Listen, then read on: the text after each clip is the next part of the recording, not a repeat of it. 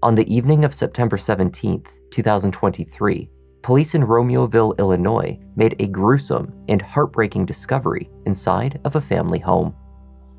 This one was open. No, it's not. Oh God. I need more units here. Hold this. What followed was a rapidly unfolding investigation that uncovered a truly bizarre and disturbing murder plot and a motive that no one saw coming.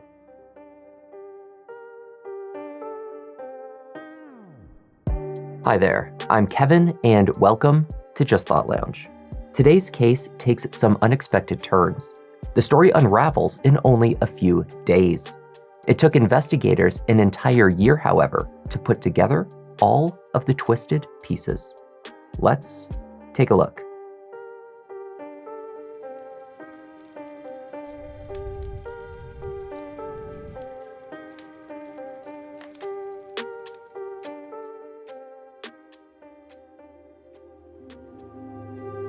On Sunday, September 17, 2023, two calls were placed to law enforcement by concerned family members in Romeoville, Illinois. The first was from Brianna Bartolomei, the sister of 31-year-old Zoraida. She and her husband Alberto Roland had been unreachable all day. Alberto had failed to turn up for his early shift at work. A second call was placed by Zoraida's mother. I'm calling for my daughter, Zoraida Bartolomei. She lives Concord Avenue, Romeoville, Illinois, and we haven't heard from her or her husband or her children during the whole day. No answering the phone.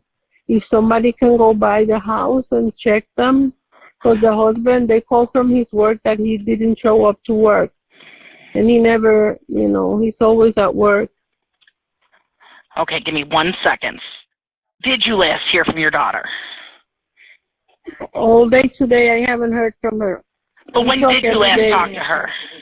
Yeah, last night. Last night? Okay. Mm-hmm.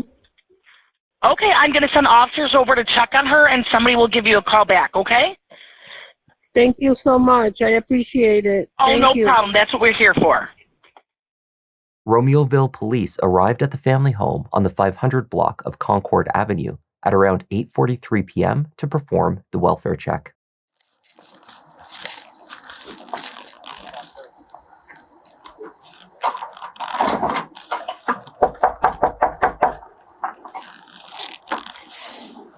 Thanks for coming.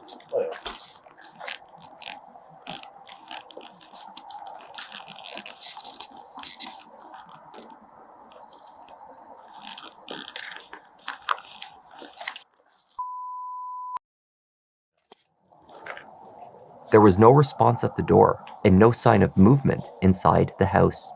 Officers proceeded to peer inside the windows and explore the back of the property. Romeoville 30128, the drive. Almost all the lights were off, but through the front picture window, they could see a TV and coffee table had been knocked over. Hey, I got a TV knocked over and a coffee table knocked over. Keep shining so I can kind of see a little bit better now. Okay. Nothing in this room. I'm saying the lights are off. It's 9 o'clock on a Sunday. And no, there's lights on in the back room. You can see it through that second. Let's go in the backyard real quick. When officers ventured towards the back door and entered through the porch, they made a disturbing discovery. Yeah.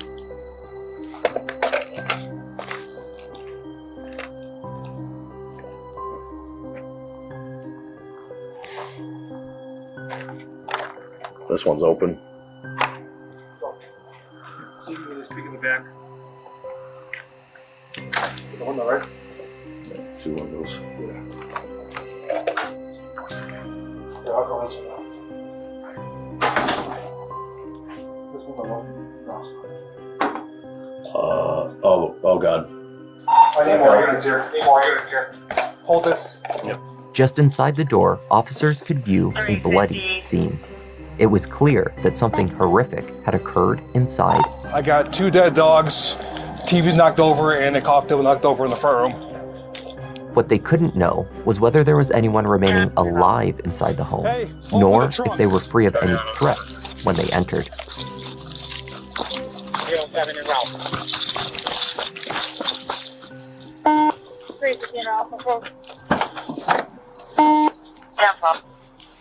Units from 367, I'm waiting for at least one more to make entry.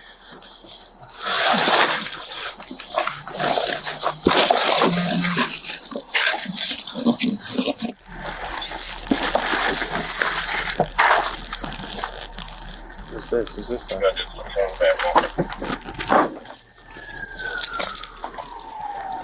350, any luck on that ram?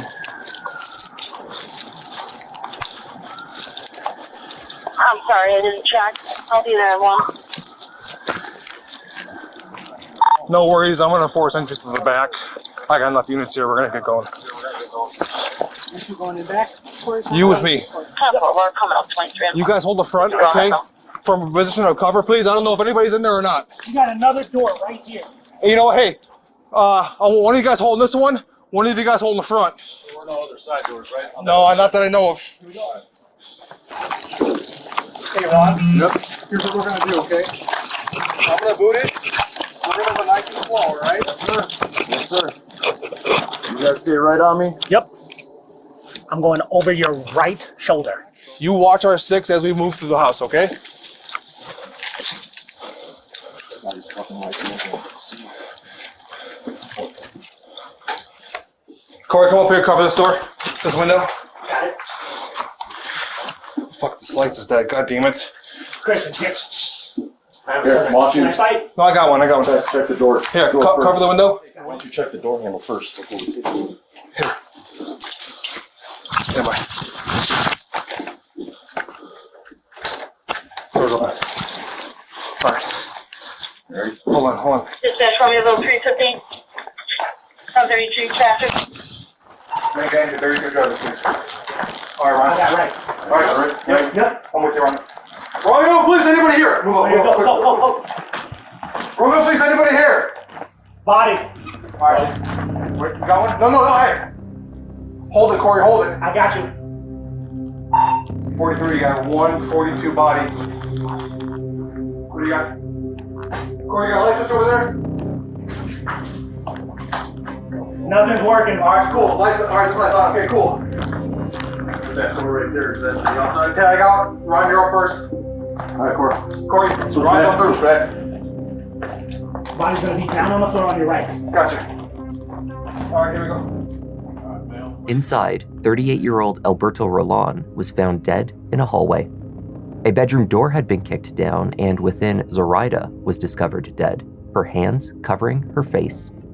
The couple's sons, 10-year-old Adriel and 7-year-old Diego, had been killed in the bed. There were nearly 24 shell casings scattered throughout the house. One or more gunmen had entered the family home and left no one alive.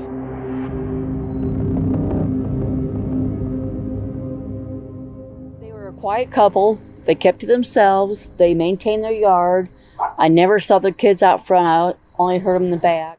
Like a close-knit family as far as I could tell, and they just stayed to themselves, had outings in their backyard a lot of times with just family, and both of them worked. She worked days and he worked nights. Neighbors were understandably shocked at the news of the murders.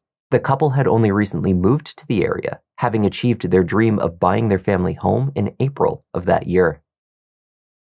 Both Zoraida and Alberto worked full-time. She in quality control at Avanti Engineering, a machined parts manufacturer, and Alberto at a local liquor distributor. Family told police that the couple lived for their children. There had been problems in the marriage, but they had stayed together for the sake of their boys. After the purchase of the house, the family had been in good spirits. The couple did not have a criminal history. They were not struggling financially. Neither of them even owned a gun. At the scene, investigators spoke with Zoraida's brother, who had arrived to check on her. Unaware of the calls for welfare checks made by both his mother and sister, he could not think of a single person that would have wished to harm the family.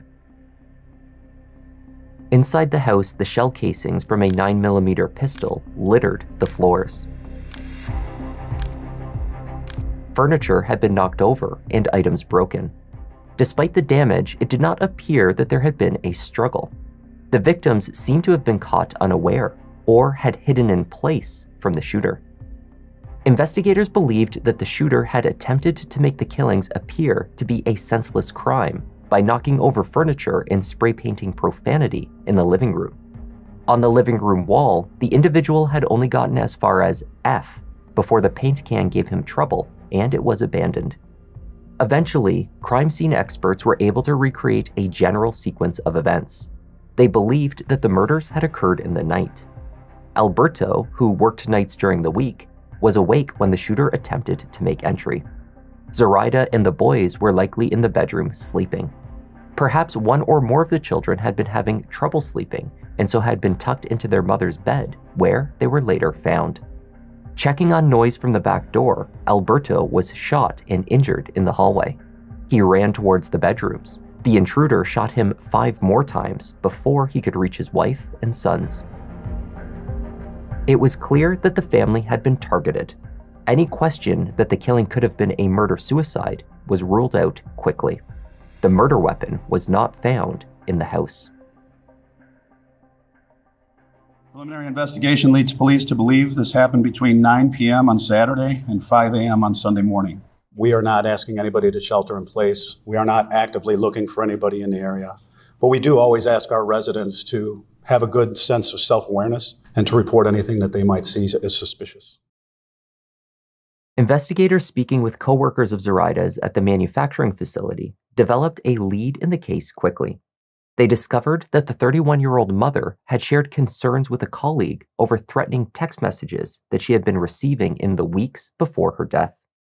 Beginning in June of that year, these messages warned her away from her entanglement with another coworker at the Avanti facility, a man named Nathaniel Huey Jr. Zoraida and Nate had been involved in a romantic affair for about 4 months.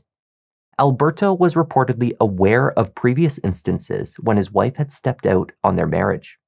It wasn't a desirable arrangement, but the two reportedly decided to stay together for the children, despite Zoraida's infidelity. Only weeks after she started seeing Nate, the anonymous messages began. Over time, as she ignored them, the nature of the threats escalated. They warned her that Nate was about to be the center of a murder investigation. The messages also accused Zoraida of putting her children in danger by seeing him. 1 week before the murders, Alberto too received threats from an unknown number. "This will be the last I say this, Alberto. This stupid girl will be the reason you have no children."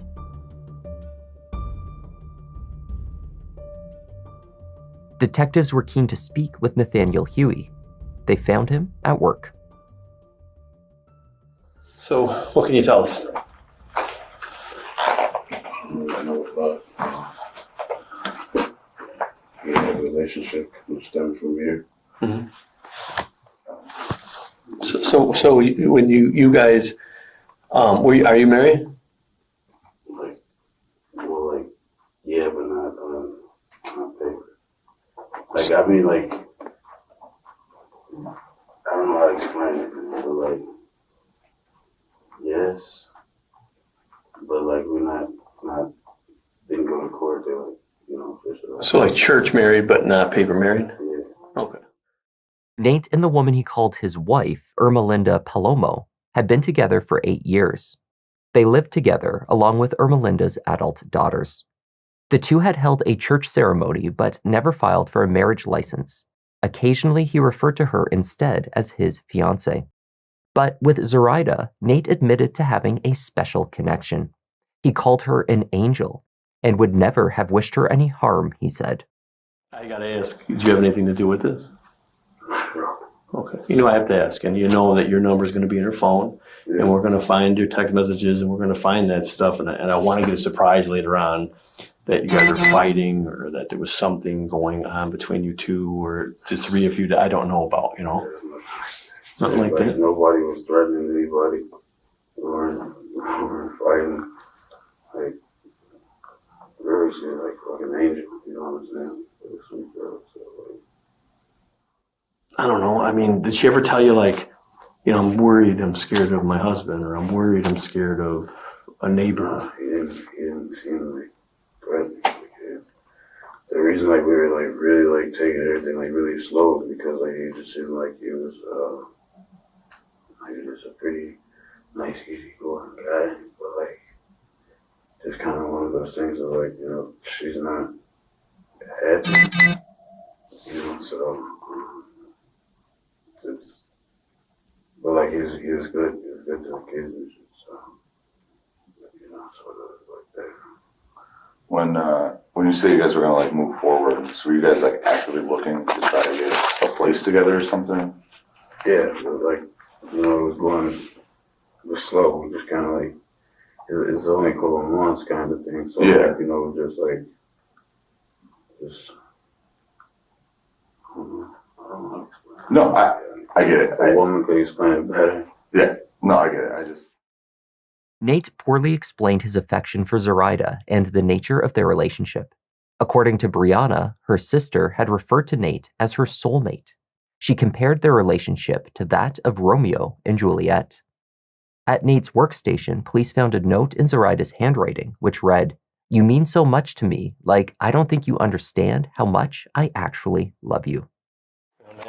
I'm sure you would like to see this get solved just like us, you know what I mean? Yeah, because like, I'm pretty fucking angry. Yeah.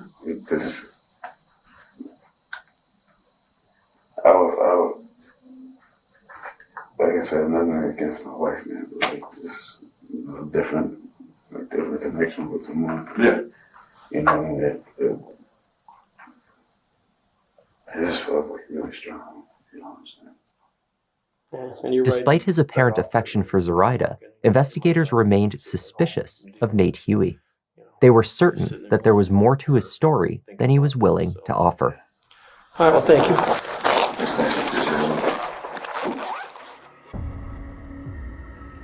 In addition to his work at the manufacturing plant, Nate also had registered his own business called Black Bear Security LLC. Advertisements offered personal and business security services, as well as gun repairs. Photos of Nate on social media showed him posing with rifles and other guns. And as it turns out, Nate was barred from legally owning firearms. This was imposed following a battery charge against him in 2016. He nonetheless continued to advertise his security services and posted photos of himself armed online. Officers also learned that on September 14th, 2 days before the murders, Nate had left work early and hadn't returned until the day after it had occurred. Coworkers told officers that there had been some tension between Zoraida and him before he took off, and he seemed upset.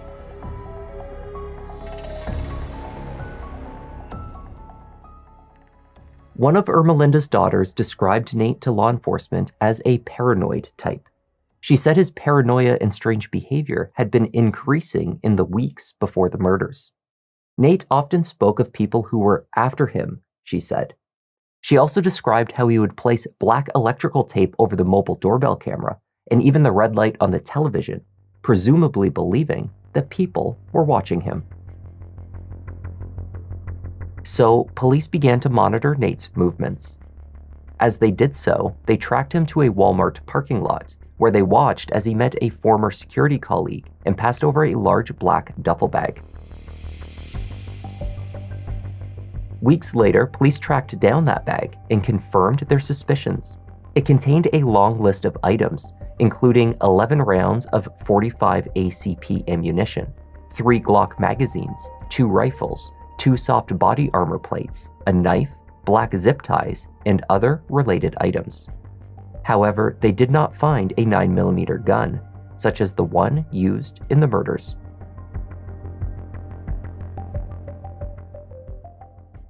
The same evening that Nate was visited at work, officers arrived at his home to speak with his fiancée, Ermelinda. Hello. Hi, Ermelinda. My name is Detective Garcia. Hello. From the Romeoville Police Department. This is Detective Wagner. Hello. I know you know what's going on and why you were here. Okay? I know you were talking on the phone with your husband right now. Husband Okay. or boyfriend? It's just a Okay. Does he live here with you? How long have you guys been together? 2015. Okay. We're investigating a murder. Okay? So, we have in our possession some phones, okay? And in those phones, we're doing what it's called a phone dump. So what happens is if anybody's talking on a text app that you can download, for example, Text Now, we can retrieve those messages. Okay. We have retrieved those messages. All right, we've read them. They're pretty clear that somebody's pretty upset at the victim. Okay, is there any way that these text messages are going to come back to you, or your name, or your phone, or anything associated with that? Okay. We'd like to speak with you without him present. Are you okay with that? Sure. Do you want me to walk away? Wherever you're comfortable. Wherever you're comfortable, right? Well, the dogs are all around. So. Oh yeah, but we're out front or in the house in the backyard, right? I'm not saying go in. I'm not saying go in the house, but we can talk with you out over here. If you're okay with that? We can go over by my car if you'd like. Let me get my jacket. Okay. Sure. Thank you. Ermelinda, a 50-year-old mother of 5, agreed to sit with officers inside their cruiser and answer their questions. When they pulled over to an agreed spot, she explained that she had just been on the phone with Nate when he was approached by police. While they spoke, she overheard them reference an affair, she said. It was the first time she had heard of it. Why are you scared of him? Oh, I'm not scared. Why? Okay. Why are you scared right now? Because when I called him, because I was scared, I didn't know where he was. Okay. He said, someone's following me. Okay. So I called and I called. And then I heard him say, why are you following me? Do you want to search the car? And then someone said to him, there are messages from you, and it's because her husband found out you were having an affair. And I didn't know that. You didn't know what? That he was having an affair. Okay. When did you find that out? Right now? Just right now. Okay. When's the last time that he had an affair? Because I know this is not the first time. No, it's not. Okay. When's the last time you knew he had an affair? When we first started dating. 2015? 2015 to maybe 17. You believe he's had multiple or many affairs while you two have been together? I was hoping that they were done because I was hoping to trust, because you have to. When you find out about him, like what happens? You guys get into arguments? Do you talk to the women that he's having affairs with? No, for what? I don't know. No. Leave your man alone kind of thing? No, I'm too old for that. I'm 50 years old. There's no reason for me to, no. And quite honestly, it's not the female's fault. It's his fault. Right. So, no. Ermelinda stated that she had heard the name Zoraida Bartolomei before. She had seen it appear on Nate's phone late one night when a call came through. What about a man by the name of Alberto Rolon? Have I ever heard of a man? Yeah. No. Okay. Have you ever met Zoraida? No. Have you seen a picture of her? No. So that name comes up to you because you saw it? Well, really, that name stuck in my head because that night I thought, are you cheating on me? Was the person calling? They're calling in. Okay. More than once. And it was a long name. I thought it was Bartolomei, actually. Mm-hmm. It was a long name, but... So when we asked your husband if he knew this person, Zoraida, he said, I've never heard that name. Why would he be lying to us? I don't know. Should I believe him? I don't know. Please don't tell him I said We're not this. going to tell him anything. I thought that you guys said to him he was having an affair. Somebody said he's having an affair. Okay. Well, that's that It's probably very accurate. And I know what you guys are here for something else, and I'm making it about cheating, and it's not. Well, I mean, it could be. I mean, So are you guys saying that you're trying to find out if he killed the husband? We're trying to find out who was involved. So we're talking to everyone. We're talking to you. We're talking to him. We're talking to other people because, as you may be aware, people lie to the police, right? So we don't know who's lying.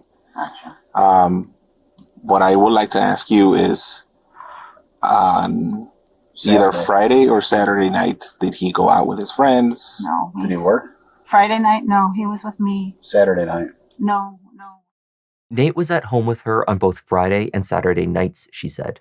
Although they slept in different areas of the house, Ermelinda was insistent that Nate would not have been able to leave the house without her knowledge. Her daughters could also support his alibi, she said. So. Did you go anywhere Saturday night then? No, I was home. Well, it wasn't night. It was afternoon. No, I did not. I was here. I understand this is not about an affair, but for me, it's about an affair.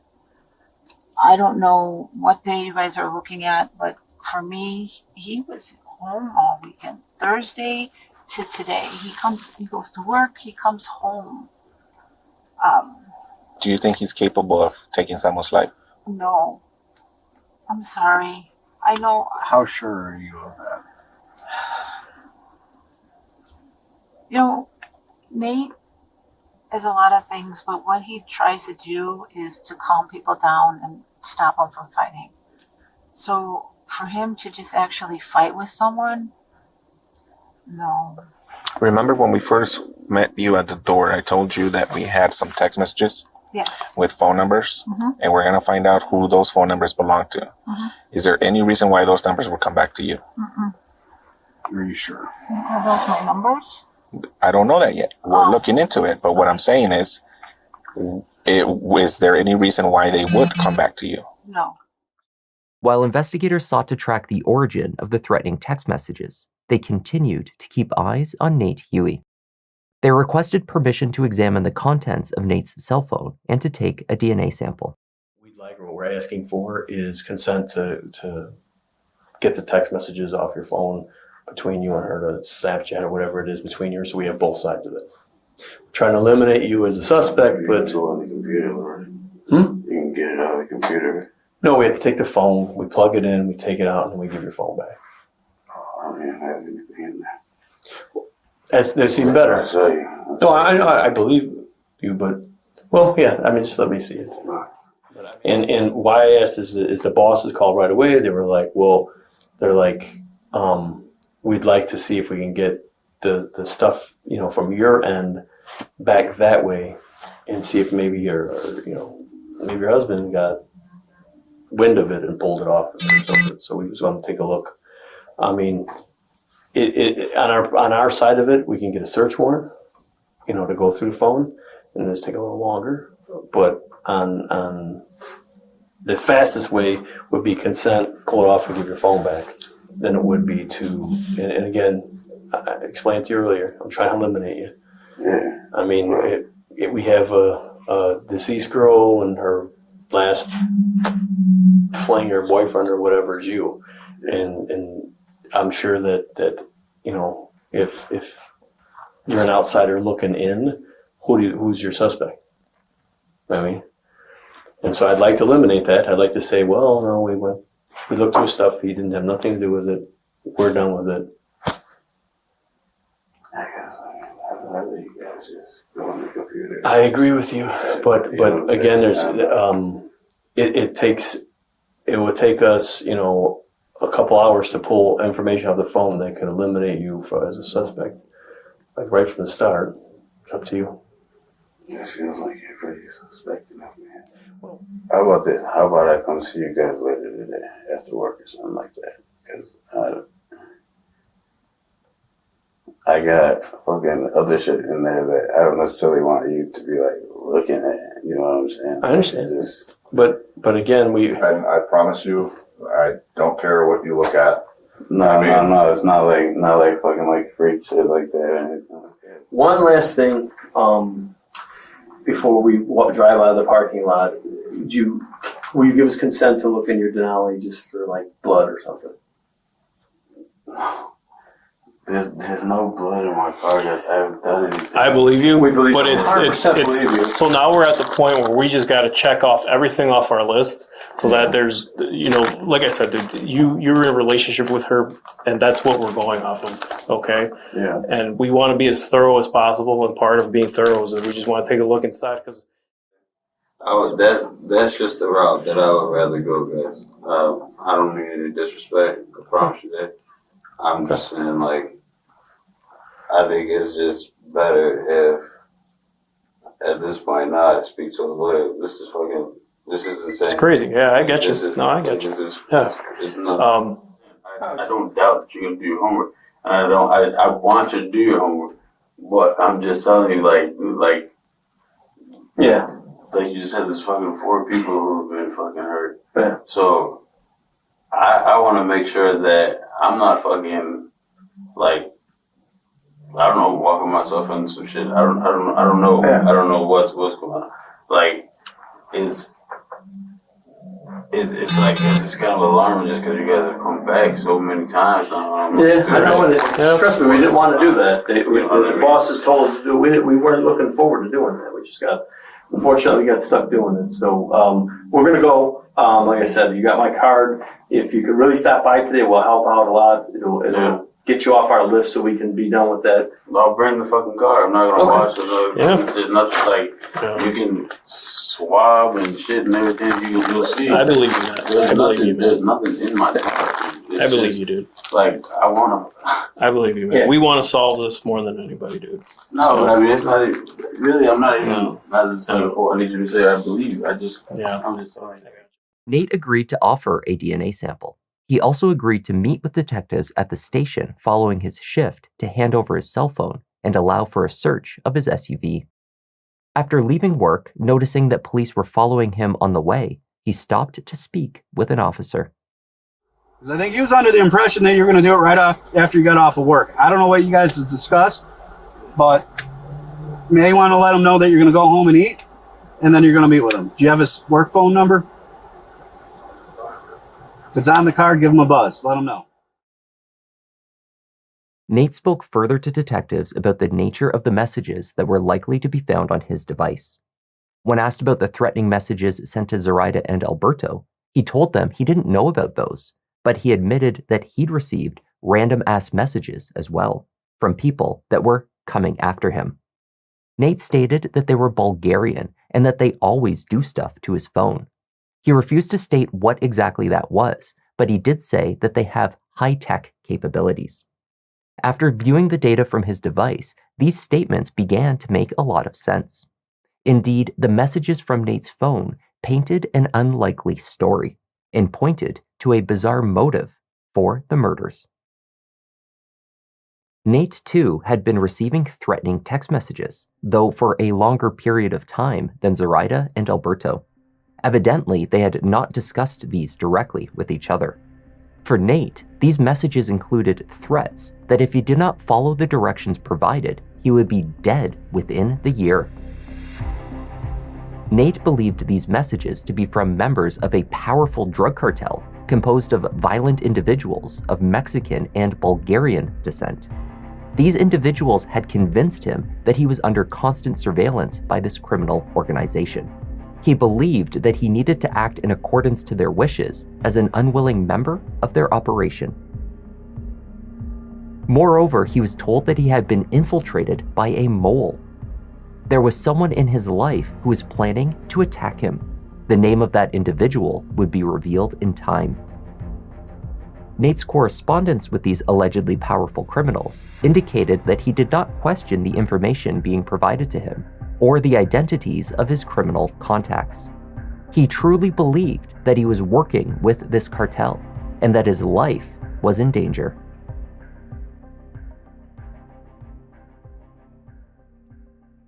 On September 19th, he and Ermelinda hired a lawyer. Then he met his mother at a Target while Ermelinda waited in the car outside. There, he confessed to killing the family. When asked why, he said because people were after him. and he believed the kids were better off dead than alive without parents. It is not clear what Nate's mother did with that information immediately after receiving it. Later that day, an officer stopped Ermelinda outside of their home as she was about to get into her black Chevy Malibu. A license plate reader had captured her car in Romeoville at 3:48 a.m. on the day of the murders, and police were in the process of getting a search warrant. It's evidence. Yeah, we're getting a search warrant for it. Okay, so unfortunately you can't touch the car right now. Okay? All right. Through ring camera footage and other sources, the vehicle used in the crime was tracked traveling from their home in Streamwood to Zoraida's Romeoville home at the time the murders were thought to have taken place. Nate was seen exiting and re-entering the vehicle from the passenger side. Ermelinda was the driver. Did you go anywhere Saturday night then? No, I was home. Well, it wasn't night, it was afternoon. No, I did not. I was here. Are you telling me the truth? Yeah. 100%. Yeah. You wouldn't be covering for Nate at all? No, he was here. Even my daughter said he was here. Later that day, on September 19th, Nate and Ermelinda fled the state. She told family before leaving that she was frightened of Nate and needed to go with him. After failing to hear anything further, her family reported her as a missing and endangered person the next day. Notifications were sent out nationally. The couple's images shared to law enforcement and media outlets across the country. She communicated with a number of her family members, telling them things such as, "I love you, take care of my grandbabies." She seemed upset. We know without a shadow of a doubt that at the time of the murders in Romeoville, Ermelinda was home sleeping. This has been confirmed by multiple family members. The police identified her as a person of interest. Okay, well, she's a victim, just like the Romeoville family is a victim. As investigators continued to compile evidence, however, it became apparent that Ermelinda was no victim.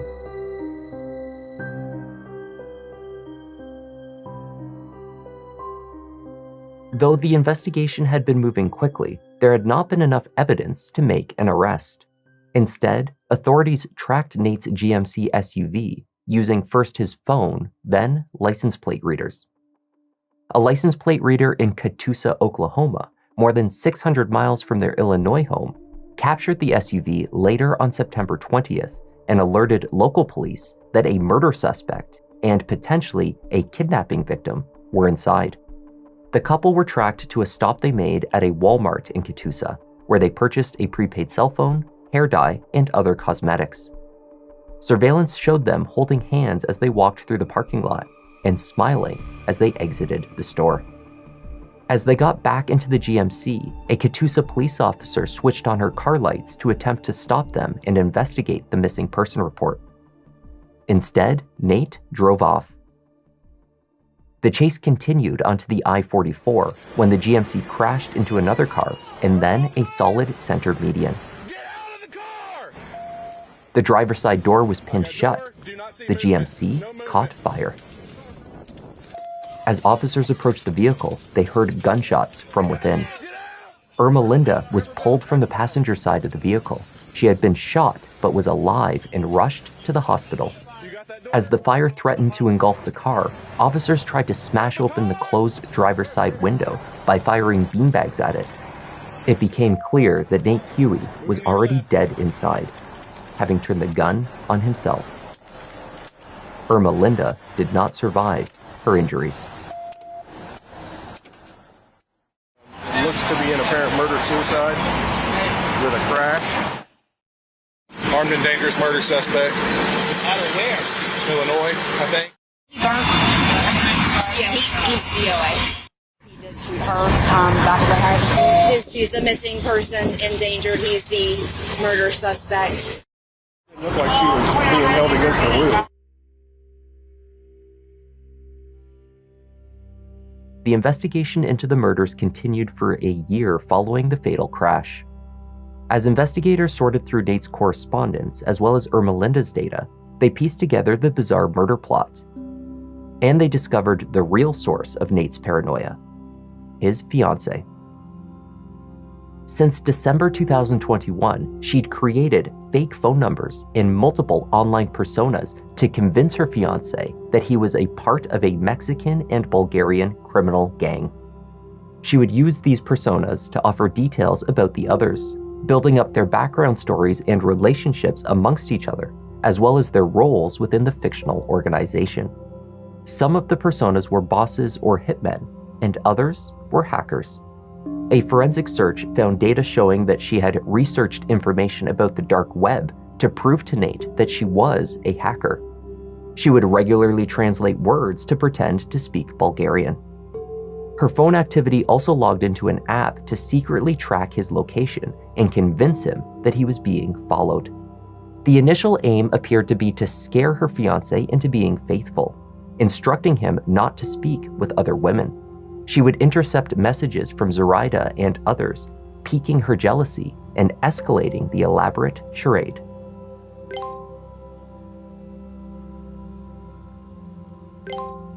One week before the murders, Ermelinda sent threatening text messages to Zoraida and Alberto.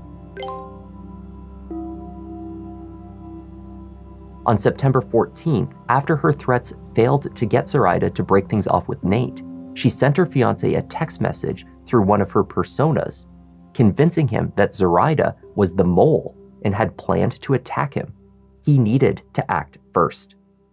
Ermelinda's persona instructed Nate to make the scene appear to be a burglary committed by kids. The messages reassured him that many murders go unsolved. After leaving work early that day, Nate, along with one of his fake contacts, began plotting to kill Zoraida by researching her neighborhood, looking up cameras, and planning how to get in and out of the house, and how to avoid leaving behind any DNA. His wife would drive him there, he told the fake cartel member, not realizing that he was actually messaging his wife. Police believed that Nate died without ever knowing that the cartel was fake, and that the woman he often called his wife was behind the horrific plot to kill his girlfriend and her family.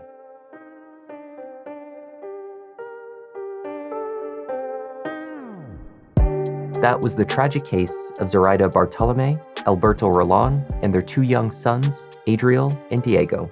Thank you once again for joining me, and a special thanks to Paula Harrower, Moon in Leo, Janice Taylor, Junito DRX, K Shandy, and SC for joining our Members Lounge.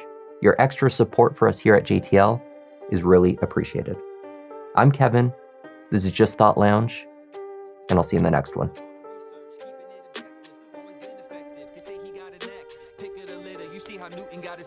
Yeah, the content that you need, this could be a new sign. We talk in the comments, they jot in a few lines. Tune in and hit like, love that, it's too kind. Feels like the whole world is online for true crime.